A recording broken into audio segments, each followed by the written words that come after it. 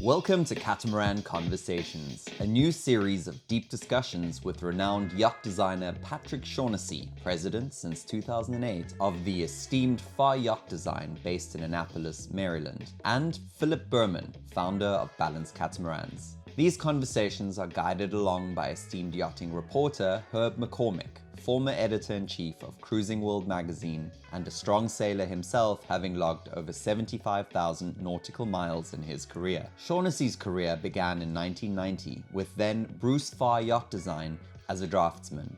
He rose through the ranks and is today the president of the most decorated winning sailing record compiled by a single group worldwide with over 18,000 yachts in the water today. Its yachts measure from 25 feet to 125 feet. Its boats have been represented by teams in the Volvo Ocean Race, America's Cup, Vendée Globe, Sydney Hobart Yacht Race, Barcelona World Race, Trans Jacques Vabre, Copa del Rey, and many, many others. Moreover, Patrick himself has crewed in high-profile races all over the world. He is both a talented sailor and a gifted designer. Berman, a former world champion Hobie Cat racer and longtime sailor, founded Balance Catamarans in 2013, and its designs quickly propelled it to the fastest-growing, high-performance voyaging catamarans in the world. Berman worked with South Africa's naval architect Anton du Toit to co-design all 5 models of Balance Catamarans. In this episode, Shaughnessy, Berman, and McCormick discuss why catamaran design starts from the interior out. In future episodes, we will discuss exterior design's critical decisions, helm stations, the pros and cons, daggerboards versus keels, Bruce numbers and what they mean and don't mean, catamaran velocity performance predictions and value, catamaran sail plans, carbon fiber pros in catamaran fabrication, and designing and building safe catamarans. We hope you enjoy our Catamaran Conversations. Hi, welcome to Catamaran Conversations. Here in part 1, we're going to discuss performance catamaran interior design. And Phil, I'm curious, why are we starting with the interior design as opposed to rigs, hulls, or any other component of the boat? Well, when I'm looking at a boat, the first thing I'm thinking about is, can I live on this boat? And so when Anton and I sit down and work on a design brief for a boat, the first thing we do is say, what are the things that we have to achieve to make sure the boat is going to be comfortable to live on? Will it have the right amount of headroom? Will the beds be comfortable? Will there be enough natural light in the boat? Will we be able to achieve sightlines for piloting the boat safely? What's it like to experience the boat from the inside? Do we have enough headroom here and in the hulls? And so we start out with this long list of must-haves, and then that drives a lot of the decisions that actually impact the exterior design of the boat. When we start that way, then we try and build in as much performance as we possibly can without giving up those important livability factors. And that's when it really starts to get challenging, as you know, right? Yeah, I think if you're able to sort of build the essential blocks and then wrap a good boat around it, you arrive at a design solution kind of organically, and that's an ideal way to start a project, I think. Yeah, and I think so. And so, you know, and Anton and I will talk, and I'll say, well, you know, even the passageways, are the passageways wide enough? Do we have enough volume for the cabinetry? I mean, all these things just become super important because the vast majority of people who are buying our boats, they're buying them to voyage and live on their boat. So they need livability, they need storage, great ergonomics too, walking around the boat, safety ergonomics. So those are the things that, you know, we start off really thinking about first. I'm the type of guy who likes to lie down on the job. I'm always thinking about how can I get comfortable on a boat? And I know, Patrick, you're a 6'4". I look up to you. I'm a tall dude, but I have to look up to you. And I know that the choices in what you've made in the actual interior plan, the beds, for instance, on your boat. What were you looking for in the cabin and the stateroom as far as beds are concerned? And talk about just, you know, how do beds fit in a cruising catamaran? Athwartships, lengthwise, what are the different choices and why have you chosen what you've chosen? Yeah, I think you do have a couple choices when you're configuring the interior layouts of the boats. And obviously you can orient beds fore and aft in the hulls.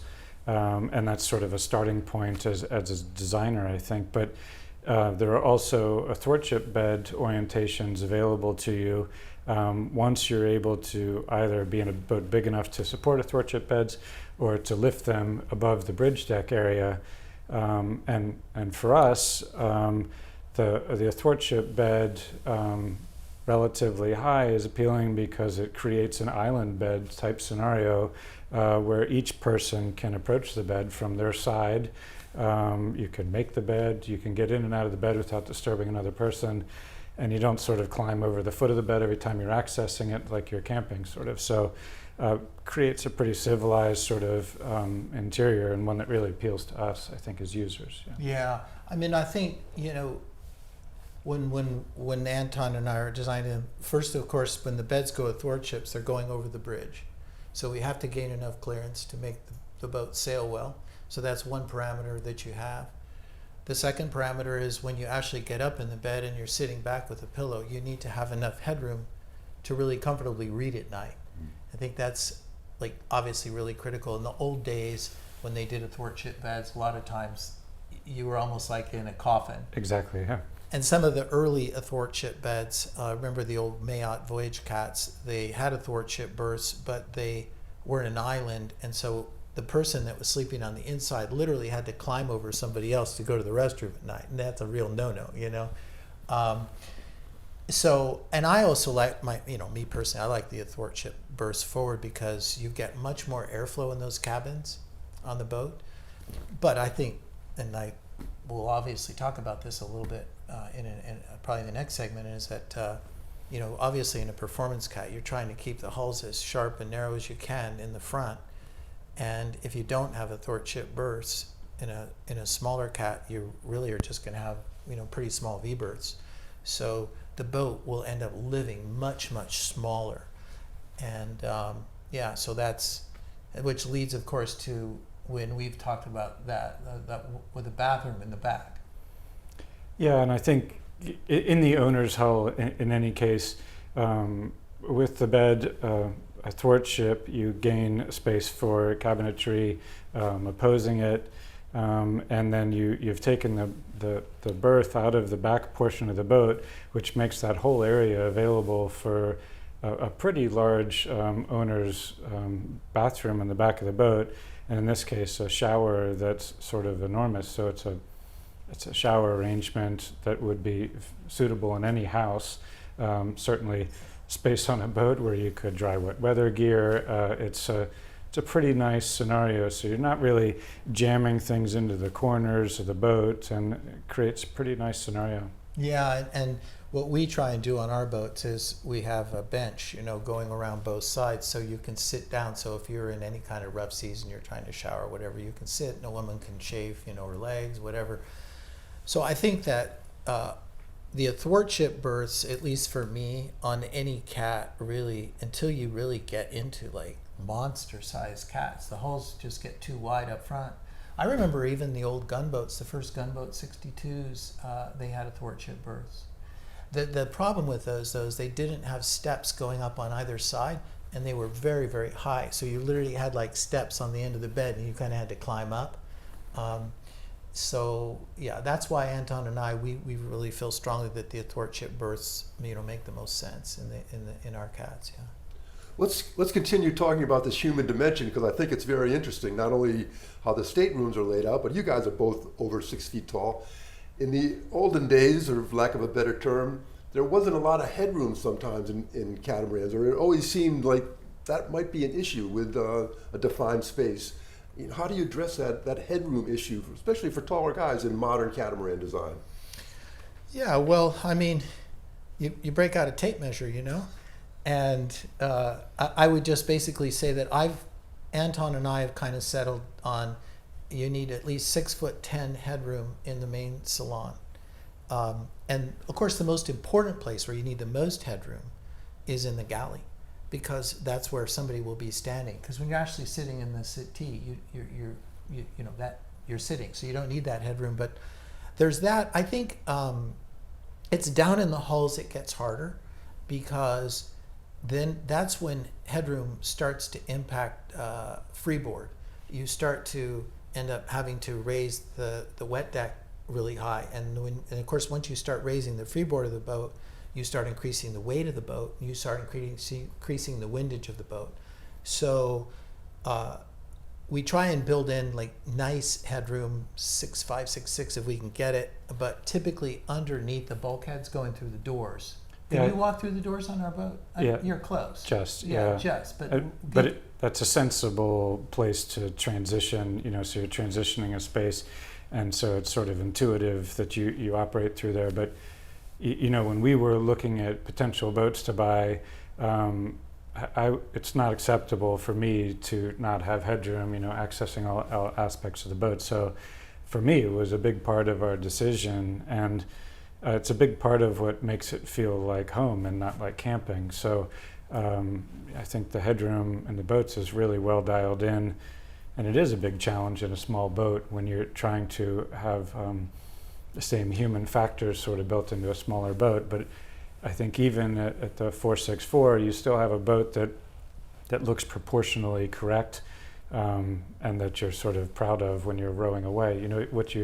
What you want as an anchorage is when you row away, you still want to have something that you want to row back to. So it has to look right there, and I think it sort of fits the bill there. Yeah. Oh, that's nice. I'm glad you feel that way. Yeah. I guess that's a whole nother topic we can talk about later, is aesthetics. But yeah. And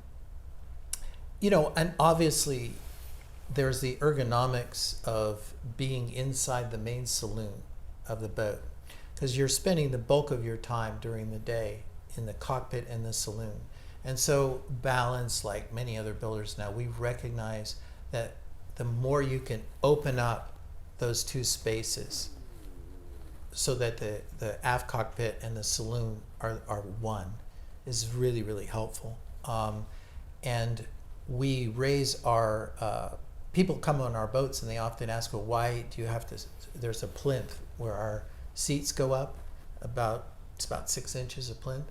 The reason for that is that when you're sitting in those seats, we want you to be able to look out over the deck so that you have these sight lines, because that way you're really much more connected to nature. If you don't have that plinth, then you're looking literally at the wall, right?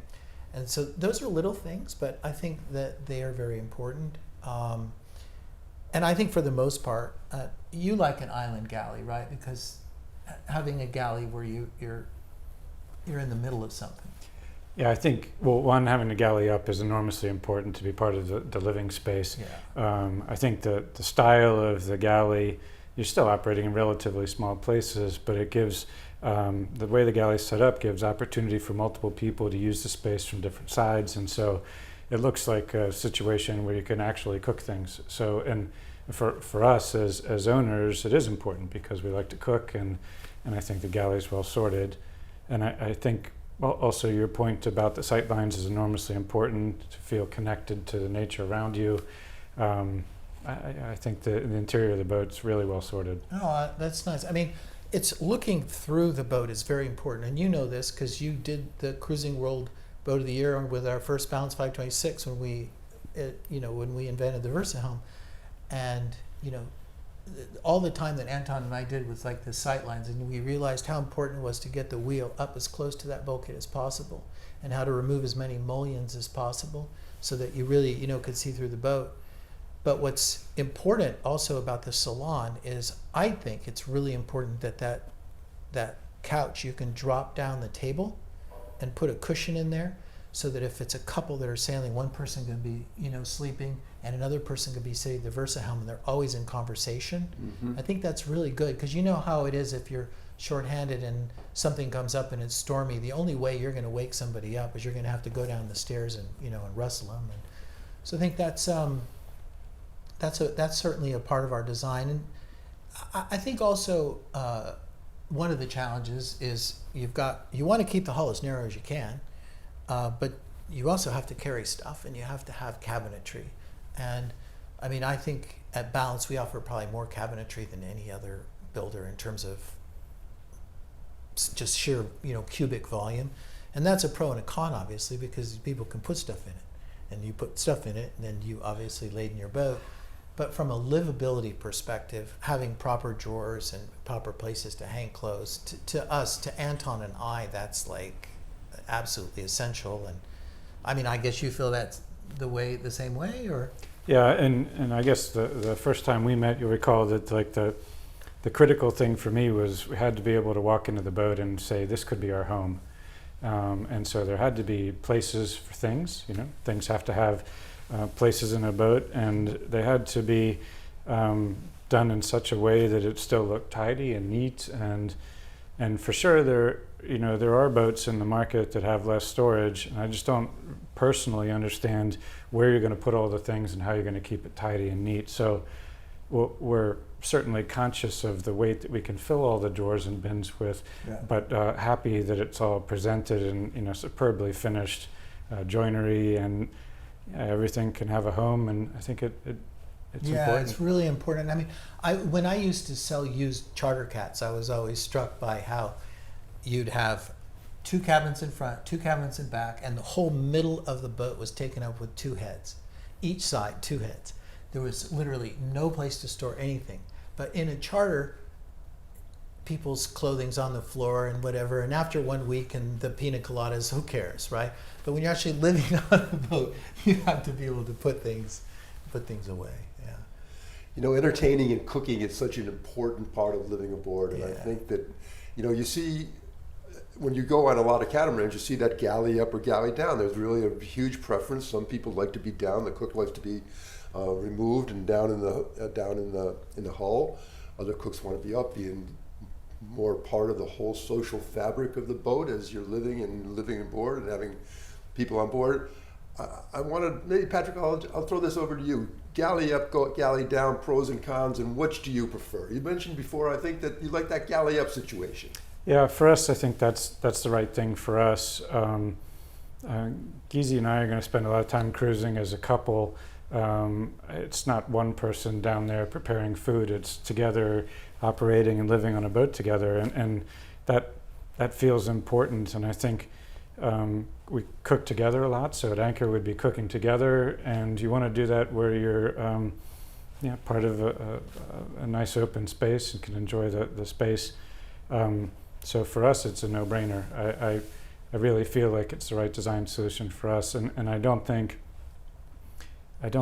there are many positives to dining down other than relocating that volume of material in exchange for something else. I just don't see the trade-off really working well for us. Yeah, I mean, in the charter industry, in the big charter boats, the galley down is typically preferable because you can have a galley counters going down 2 whole sides and the crew are down there cooking. If there's crew, yeah. If there's crew. Well, there is crew in the charter, the luxury charter boats. And then that means that because you don't have the galley up, you can have a much bigger couch, lounge, bar, what have you.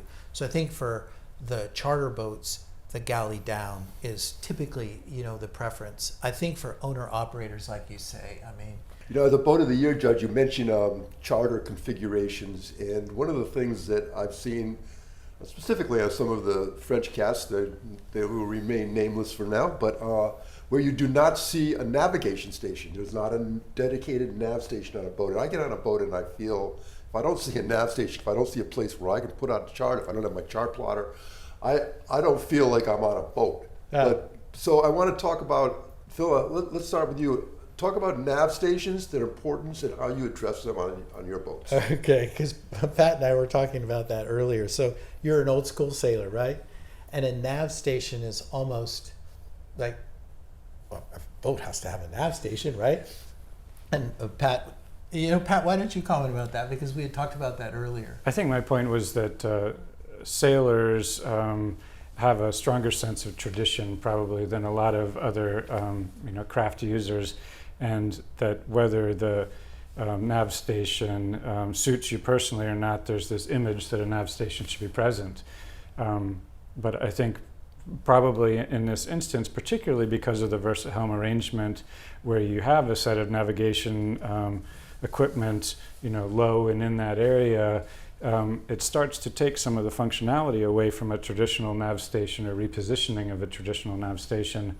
And so maybe there's some customers that makes, a nav station makes less sense for. But I think what Balance is doing well is offering possibilities so that there can be a traditional nav station, or it can be reused in a more storage-oriented space, so that everybody has something that appeals to them. Yeah, I mean, so I think the nav station really needs to be an office, right? It's really an office now where people have their computer up and they've got some drawers for their ship's papers and then you've got some instruments, like where you've got instruments and you can check some of our customers don't really feel the need. So what we do is we offer you can have a chair that goes under a traditional desk, office, nav, but we can also put cabinets in there. You can add a really big cabinet that just goes in there so they can decide I used to say, Herb, and you'll forgive me, I used to say that the nav station is anachronistic because now we have this plotter that says, here you are, idiot.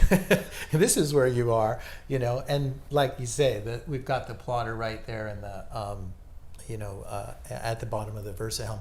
But people can put a repeater, right? Oh, that was the other thing I was going to mention. So the way we design our boats, when you're laying down in the salon couch, typically people have a swing arm with a television, about 36-inch or whatever. And now you can repeat the charts on that. So you can be laying down in bed on a passage and be sitting there and looking at the charts right on your television set, which is kind of cool. Yeah. Phil, I'm going to choose to use that anachronism comment as a compliment. And, yeah. But once again, being a fly on the wall as I examine boats and boat of the year, oftentimes I'll come into a saloon on a boat and I'll hear someone who's examining the boat, a typical sailor who's visiting the boat at a boat show, and they'll look at the big salon windows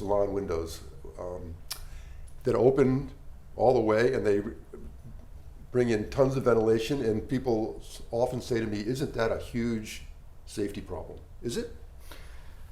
I think so. And it's interesting how you mentioned boat shows because I've been doing them for years like you, and I used to say that at the boat show, it's about the corian, not the core, because it's all the visuals at a boat show and the features talk. I think that you can imagine it's great to have opening windows that open up when you're sitting at anchor. My experience and our builder's experience is that invariably, anytime you have a big opening hatch, someone forgets to close it. It's hard to get it to perfectly seal. Water can come in. And the problem is in the front of most of these catamarans, you've got your batteries and a lot of your electricity just after the mast because you want to keep the weights in that place. And so it becomes a liability, I think. It worries us a bit to do that, but we also understand the importance of ventilation. The challenge for us at Balance actually in adding larger windows and ventilation is we use glass windows, okay? And we use those glass windows because we feel they're so much superior, to Lexan. But installing opening hatches, there are very few manufacturers that actually make things to fit in glass because you can add anything to a Lexan window. What we've done for the new 464 is we've worked with Goyo, and we remove one of the big mullions in the front and open, and we have a very large hatch at the very top of the window line, right? So you've got a brow, so if it's raining you can't get water in, but you've still got a lot of ventilation. And then we put a larger rectangular roof hatch in the top of the roof, but aft of all the electronics. So if somebody forgets to lock the damn thing and water comes in, it's not going to be a catastrophic event. Anytime you see wood veneers up on the front of a boat that has big opening windows, in my brokerage business, I would go, it's almost always the wood is damaged. Because it's obvious that water got in there. Yeah. So, I do think it's a liability. If it sounds really great, but, and of course, if you've got a really, really large hatch, you've got a lot of dogs, right? The more dogs, the more the window can flex, the easier it is to have leakage. So we're all sailors and we all want to sail as much as possible, but sometimes to get into an anchorage or get in before nightfall or just to keep moving, there's no wind, you'd have to kick over the engine. And more and more in catamarans, almost exclusively realize we're seeing sail drive configurations for the running gear, which is something that a lot of sailors, especially bringing up from older boats coming through with the usual shaft drive configurations, have questions about sail drives. Why do you use sail drives? Yeah. Well, there's actually a lot of reasons, but I think the primary reason is I don't like to have the engines in the living spaces, okay? So, and I like to have the engines in their own watertight compartment so that if you had damage to your shaft or to your sail drive, you're not going to flood, right? It'll come up and it won't get in the living spaces. Also, by not having the engine underneath the aft berths, which is where it has to be on a smaller catamaran because you need the angle to get the shaft down, it's very noisy. You get a lot of vibration in the boat. You lose a little bit of horsepower at the prop on a shaft, right? Because it's hitting the water at an angle. I think that the biggest objection to sail drives was the old SD50 sail drive that Yanmar made. It had problems with what are called cone clutches, and after the cone clutches wore out, sometimes you'd try and put the boat into gear and then it wouldn't go into gear. The new SD60, they solved that problem. The other thing that they did that's really important is now you can change the fluid from inside the boat. So in the old days, if you had a compromised sail drive seal, you'd have to haul your boat and replace the seal right away. Now you can change the oil and as long as you keep your sail drives running and you keep it emulsified, you can wait until your next haul out to change your seals. Yeah, I agree completely. As a designer, you have some flexibility about how you're going to connect your propulsion to your engine, and you manage the space that you have and how you're sort of fitting that around. And to me, the sail drive on engine situation looks like an ideal use of space in this solution. And like you said, being able to contain the steering system and the engine behind a bulkhead that isolates it from the living space is an ideal safety scenario, I think, to protect the living space of the boat from flooding. Yeah, it's interesting though, because there's been some social media influencers and commentators that say that, that sail drives are more dangerous somehow. And I don't really understand that, because if the engine room is walled off and even if you had a hole in your engine room, the water's only going to come up about that high. Yep. Right? It wouldn't, and you wouldn't be disabled, right? So there you go. Guys, that's a great conversation. I think we've done a really good job covering the interior. In our next edition of Catamaran Conversations, we're going to move outside to exterior catamaran design.